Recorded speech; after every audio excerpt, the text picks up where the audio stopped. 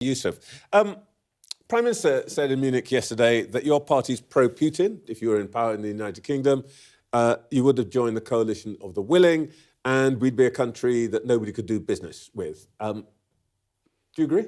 No, it would be quite the opposite. I mean, this is a country now that has basically no economic growth, confirmed again with the latest GDP print. We have a Prime Minister who seems to go around the world trying to negotiate on this country's behalf. Why did he come back from in terms of China? All he did was come back and our interests further diminished. This is a Prime Minister who has chosen voluntarily to cede our sovereign British territory in the form of the Chagos Islands and then spend billions of pounds of taxpayers' money to lease it back. This is a laughable joke of a Prime Minister who now, because he is so unpopular, frankly, it's actually a very dangerous thing to do, Trevor, because this is a dangerous time in the world. And we need a leader who is actually going to put the interests of British people first. And what he's doing is responding to his appalling approval ratings at home by sabre-rattling abroad and attacking Nigel Farage. Yeah, but he said yesterday, and indeed the Foreign Secretary said this morning, that the very same Nigel Farage, soft on Russia, bit pro-Putin.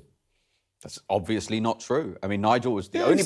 Nigel did say he admired Putin. Nigel is the only political leader in this country who has confirmed on air that he would indeed shoot down Russian aircraft if they encroached into NATO airspace. And not a single other political leader said that, nor has Keir Starmer. We are crystal clear at Reform. We need Britain. This is a new era. We totally agree. This is a new world order that is emerging now. Britain must start growing again. We need to rebuild. We need to rebuild our manufacturing capability. We need to rearm, and we need to compete on the global stage. What we are doing at the moment, what we had for 14 years under the Tories and continuing under Labour, is the total gutting and destruction of our manufacturing capability. Trevor, we produce fewer cars today than we did 70 years ago. Not 7 years ago, 70 years ago. Our heavy industrial production is at 35-year lows. How are we going to be a powerful country in 5-10 years' time if we can't produce primary steel, if we can't produce any munitions ourselves? We have had jokes of politicians now for years, and Nigel is the only political leader who's going to change that. You've whizzed off into a very different direction, but I just want to keep you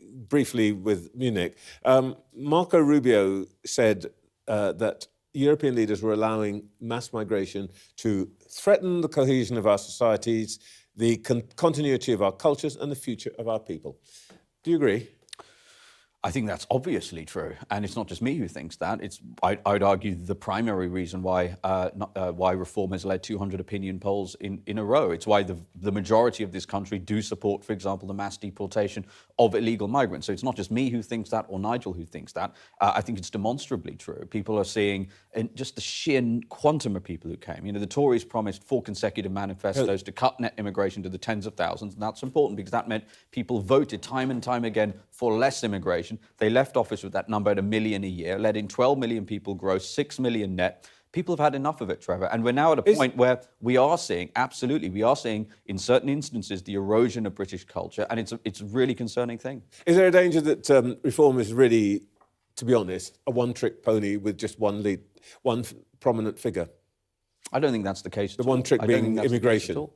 Well, no, I don't think that's the case at all. I think, number one, immigration is the number one salience issue for voters today, so that's important. We've talked about a whole range of other issues, but look, is immigration the number one reason why people are motivated to vote for Reform today? Yes, that is objectively true. And I'd argue that is a good thing, given how much anger and frustration now there has been in this country over the levels of immigration and the type of immigration, Trevor, both legal and illegal, for 2 decades. All right. Well, look, let's talk about policy. Your new recruit, Suella Braverman, says that she doesn't mind if you pursue what she calls socialist policies, such as owning significant chunks of strategic industries, water and energy and so on. You're a socialist wolf in right-wing clothing. Well, look, number one, none of our policies are socialist. And if you're going to take that argument, for example, we've talked about the fact that Rolls-Royce, an amazing company that makes aerospace engines and small modular nuclear reactors, we could give them a huge contract to build that technology in the UK. And potentially, in return for that, as part of a private commercial arrangement, the state could get a stake for the taxpayer. That is exactly, by the way, what President Trump did with Intel, one of the biggest chip manufacturers in the world. So if you're going to claim that that's socialist, then you'd also have to argue that the Trump administration is socialist too. But Suella's saying it. Would you like her to sort of have a probationary period of silence? I think Suella has been invaluable since she joined us. And I think one of the reasons why there's this back and forth, for people who can be bothered to go look at it on Twitter, between her and some former Tory frontbenchers, is because she's the person who's saying, you never had any intention of leaving the ECHR, for example. You won't leave the ECHR. So I'm afraid all of this labelling of socialists, look, the British people see past all of this stuff. What they want is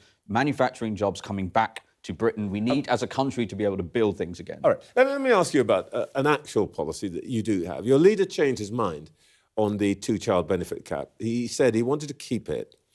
And then he said he would keep it and use the money raised to slash the duty on beer and business rates on pubs. Forgive me. Reform's policy is to let children go hungry so their parents can get in an extra round. So, number one, that isn't what happened. Nigel's been consistent. That's exactly what he said. No, hold on.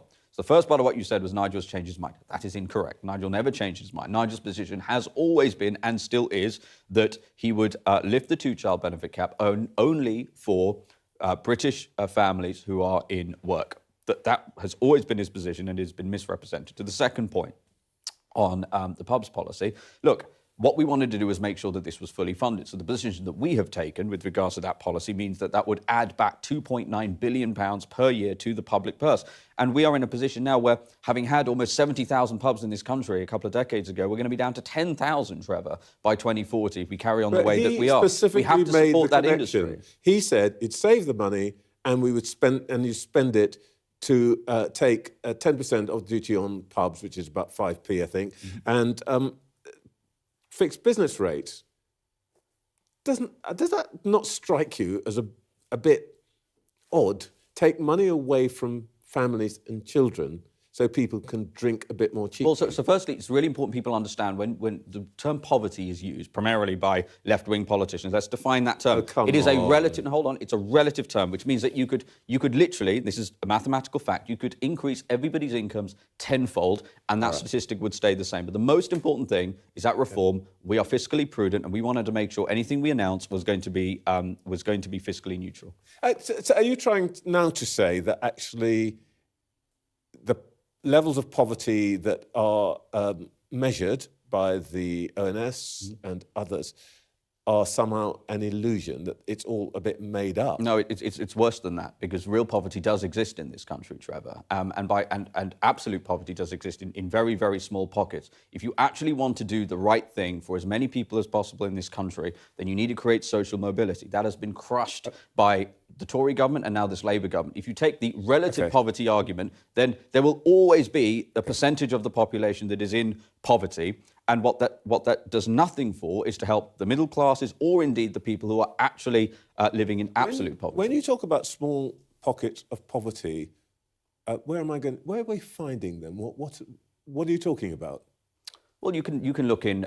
Let's talk about Wales, for example, right? And this is an argument Wales we've made. Is quite a big pocket. Well, we can talk about.